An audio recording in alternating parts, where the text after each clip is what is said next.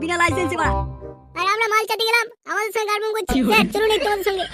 ও এই ব্যাপার, চল চল চল।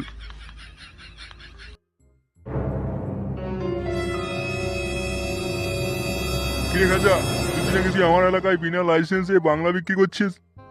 মানে স্যার, কিরে সত্যি করে বল। স্যার খেচার গাঁটটা ভেঙে দেন। হ্যাঁ স্যার, একটু বাংলা মদ রাখছি, সবাই কি আর ইংলিশ খেতে পারবে স্যার, তাই বাংলা রাখা। তুই আমার এলাকায় লাইসেন্স ছাড়া মদ বিক্রি করবি, এটা কোন হয়? রাগ করছেন কেন স্যার? আমি আপনাকে খুশি করে দেবো তো, কোনো চিন্তা নেই। এই নিন স্যার, পুরো 10,000 আছে। ও খাজা, তুই তো সব বুঝে গেছিস দেখছি, সময় সময় চালানটা মেরে দিলি। শোন খাজা, এবার থেকে চালানটা আমাকে ঠিকঠাক সময় দিয়ে আসিস, ঠিক আছে? ঠিক আছে স্যার, ওইসব নিয়ে কোনো চিন্তা করতে হবে না, আমি ঠিক সময় চালান পাঠিয়ে দেবো। এটা কি হলো স্যার? আমরা আপনার কাছে মালটার জন্য কমপ্লেন করলাম, এসে যে দুঘা দিয়ে দেবেন, গাঁটটা ফাটিয়ে দেবেন তা না, ঘুষ নিয়ে নিলেন। এই তোরা কি বুঝিস